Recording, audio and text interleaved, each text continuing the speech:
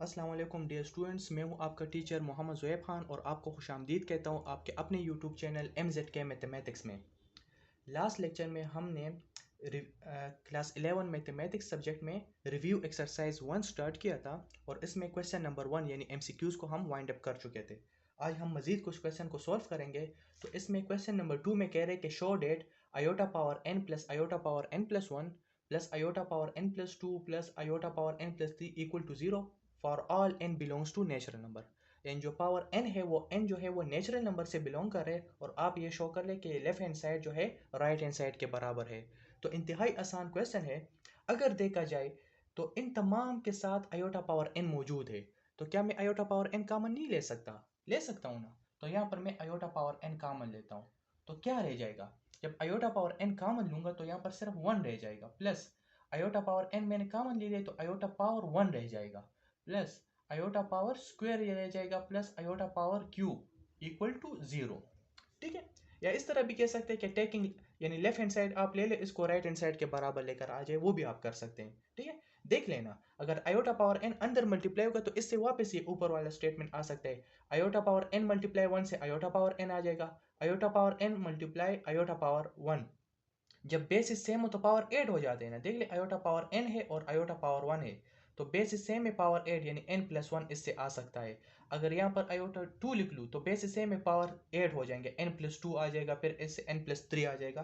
तो इस तरीके से आप कर सकते हैं, इससे ऊपर वाला ये इक्वेशंस आ सकते हैं। ठीक है। तो मैंने आयोटा पावर n कॉमन ले लिया। अच्छा जी, अब ब्रैकेट के अंदर वाली वैल्यू को सॉल्व कर ले। 1 अपनी जगह पर, प्लस आयोटा आयोटा स्क्वायर किसके बराबर है? -1 के बराबर है कि नहीं है? प्लस अच्छा, आयोटा क्यूब को मैं इस तरह नहीं लिख सकता, iota into iota square equal to 0। ठीक है। तो ये हो जाएगा iota power n 1 plus iota -1। अच्छा जी, प्लस आयोटा अपनी जगह पर और आयोटा स्क्वायर किसके बराबर है? -1 के बराबर है कि नहीं है? इक्वल टू 0 आ जाएगा। तो मैं लिख सकता हूँ iota power n 1 plus iota -1 plus into minus से क्या आएगा? माइनस आयोटा आ जाएगा इक्वल टू 0।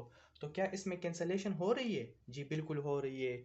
+1 जो है -1 के साथ cancel, plus iota minus iota के साथ कैंसिल, तो फुल खत्म हो गया ना। अंदर क्या रह जाएगा? 0 रह जाएगा। और जब 0 इस आयोटा पावर n के साथ मल्टीप्लाई होगा तो 0 आएगा, तो 0 इक्वल टू 0 हो जाएगा। तो आप यहाँ पर लिख दें कि हिंस प्रूव्ड। इन्होंने कहा था कि शो कर ले, तो हमने शो कर लिया, ये प्रूव हो जाएगा। आसान था, इंतहाई इजी। क्वेश्चन नंबर 3 में कह रहे हैं कि express the following complex numbers in the form x plus iota y. कह रहे हैं कि हमने आपको कुछ कम्प्लेक्स नंबर दिए, इसको x plus iota y form में आप लिख लें। इंतहाई आसान है।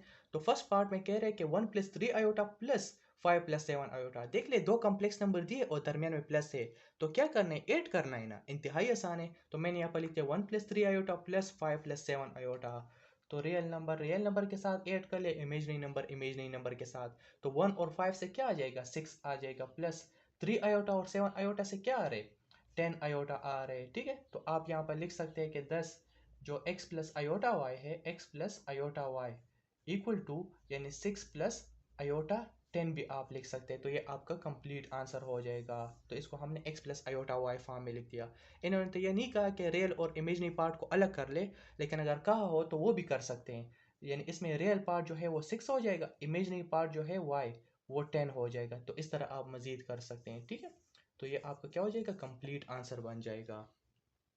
जी, सेकंड नंबर पार्ट में अगर आप देख ले, दो कॉम्प्लेक्स नंबर हमें दिए हैं और दरमियान में क्या है? माइनस है, यानी इसको हमने सब्ट्रैक्ट करना है। तो मैंने यहाँ पर लिख दिया 1 प्लस 3 आयोटा, और ये जो माइनस है ये इस ब्रैकेट के साथ क्या हो जाएगा? मल्टीप्लाई हो जाएगा। तो माइनस मल्टीप्लाई 5 से -5 आ जाएगा, माइनस इंटू प्लस से क्या आएगा? -7 आयोटा, यानी ये माइनस मैंने अंदर ब्रैकेट के साथ लिख दिया। ठीक है। अब क्या करेंगे? अब देख ले, 1 -5 से क्या आ रहे? -4 आ रहे, प्लस 3 आयोटा और -7 आयोटा से आ जाएगा -4 आयोटा। क्लियर है? तो आप लिख सकते हैं कि 10 x plus iota y form में लिखना है ना। तो x की वैल्यू क्या है? -4 है। अच्छा जी, तो दरमियान में यहाँ पर चूंकि प्लस है लेकिन इन्होंने यहाँ पर माइनस गिवन है, तो हम लिख सकते हैं माइनस आयोटा 4 भी आप लिख सकते हैं। ठीक है। तो ये कंप्लीट आंसर हो जाएगा। इसको हमने x plus iota y form में लिख दिया। ज़रूरी नहीं कि हर जगह पर प्लस आएगा, माइनस भी आ सकता है, x माइनस आयोटा वाई भी आ सकता है। ठीक है। तो ये हमारे पास हो गया -4 माइनस आयोटा वाई, ये आपका कंप्लीट आंसर बन जाएगा। अच्छा जी, थर्ड नंबर पार्ट में हमें दो कॉम्प्लेक्स नंबर दिए और मल्टीप्लाई, इनको मल्टीप्लाई करना है। ठीक है, दरमियान में जब ब्रैकेट में ब्रैकेट लगा हो और कुछ ना हो ना, तो इसका मतलब मल्टीप्लिकेशन होती है। तो हमें गिवन है 1 + 3 आयोटा इंटू 5 + 7 आयोटा। तो वही तरीक़ेकार है, ये तो रिव्यू एक्सरसाइज है ना, तो हम तो ये कंप्लीट तरीके से कर चुके हैं तमाम एक्सरसाइजेज में। तो दो कम्प्लेक्स नंबर को किस तरह मल्टीप्लाई किया जाता है, इस पहले कम्प्लेक्स नंबर का पहला एलिमेंट लेकर इस पूरे ब्रैकेट के साथ मल्टीप्लाई कर ले, फिर ये दूसरा एलिमेंट भी लेकर आप मल्टीप्लाई कर ले।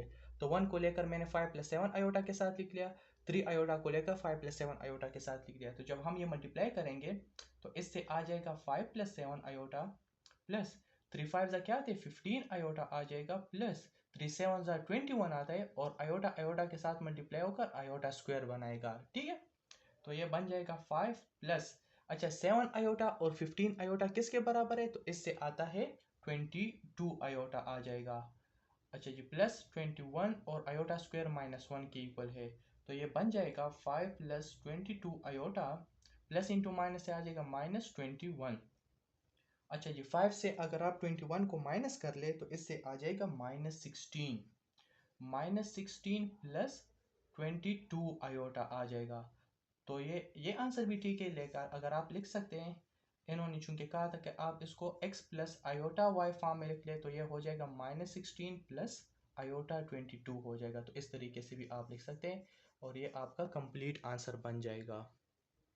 और लास्ट पार्ट में हमारे साथ कह रहे हैं कि दो कम्प्लेक्स नंबर दिए डिवीजन फॉर्म में, इसको सॉल्व करना है।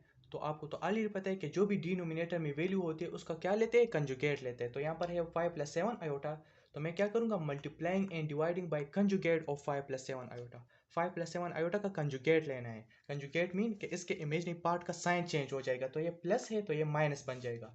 तो मैंने क्या किया, 5 - 7 आयोटा को मल्टीप्लाई भी किया और डिवाइड। ठीक है, अब न्यूमिनेटर न्यूमिनेटर के साथ मल्टीप्लाई होगा, डिनोमिनेटर डिनोमिनेटर के साथ। तो 1 को लेकर इस 5 - 7 आयोटा के साथ मल्टीप्लाई कर ले, 3 आयोटा को लेकर 5 - 7 आयोटा के साथ। डिनोमिनेटर में भी इसी तरीके से कर सकते हैं, लेकिन ये फार्मूला भी बन रहा है। ठीक है, जो भी आपको आसान लगे, चाहे फार्मूले से करना चाहते हैं, चाहे ये जो न्यूमिनेटर में जिस तरह आपने एक एक एलिमेंट को लेकर ये सेकेंड वाले ब्रैकेट के साथ मल्टीप्लाई किए, वो भी ठीक है, जो भी आप करना चाहते हैं। तो ये फार्मूला बनने a + b iota into a - b iota बराबर होता है a² + b², यानी रियल पार्ट का स्क्वायर लेना है प्लस इमेजिनरी पार्ट का स्क्वायर लेना है। अब आपने क्या करना है, 1 को जब आप अंदर मल्टीप्लाई करें तो ये हो जाएगा 5 - 7 आयोटा प्लस 3 5 15 आयोटा आ जाएगा, और 3 7 21 आयोटा स्क्वायर। डिनोमिनेटर में आ जाएगा 5 5 25 होता है, 7 7 49 होता है। ठीक है, तो 5 आ जाएगा -7 आयोटा प्लस 15 आयोटा से आ जाएगा +8 आयोटा। अच्छा जी, ये है -21 आयोटा स्क्वायर। आयोटा स्क्वायर किसके बराबर है, -1 के बराबर है ना, तो वो माइनस इस माइनस के साथ मल्टीप्लाई हो जाएगा, जो कि बन जाएगा प्लस।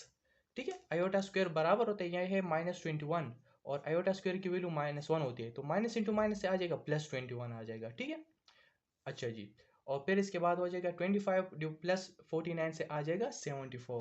तो इसको हम मज़ीद थोड़ा सॉल्व करते हैं जी। तो ये बन जाएगा 5 + 21 जो है 26 प्लस 8 आयोटा डिवाइड बाई 74।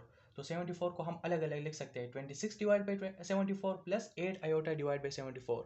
तो ये मज़ीद भी सॉल्व हो सकता है, ये कैंसलेशन हो रही है ना, 2 1 ज़ा 2, 2 3 ज़ा 6, 2 3 ज़ा 6 होता है, 1 उधर चला जाएगा, 2 7 ज़ा 14। ये भी हो रहा है 2 3 ज़ा 6, 2 7 ज़ा 14 और 2 4 ज़ा 8, यानी 4 आयोटा आ जाएगा। ठीक है, तो इसको हम लिख सकते हैं 13 divide by 37 plus 4 iota divide by 37 आ जाएगा। ठीक है ना, तो आप इसको लिख सकते हैं कि 10, इन्होंने कहा था कि x plus iota y form में लिख ले, तो x की वैल्यू जो हो जाएगी 13 डिवाइड बाई 37 है प्लस आयोटा, और y की वैल्यू जो है वो हो जाएगी 4 डिवाइड बाई 37। तो ये आपका कंप्लीट आंसर हो जाएगा 13 divide by 37 plus iota 4 divide by 37। ठीक है, कंप्लीट आंसर ये आपका बन जाएगा। और इसी के साथ ये क्वेश्चन नंबर 3 कंप्लीट हुआ। सो आज के लिए इतना काफ़ी है, इंशाल्लाह नेक्स्ट लेक्चर में मज़ीद इसके कुछ क्वेश्चन को सॉल्व करेंगे। अगर आज के लेक्चर में किसी स्टेप की समझ ना आई हो, किसी पार्ट की समझ ना आई हो, तो बिल्कुल आप कमेंट सेक्शन में पूछ सकते हैं, मैं इंशाल्लाह ज़रूर आपको रिप्लाई दूंगा। So wish you all the best, thank you, अस्सलाम वालेकुम।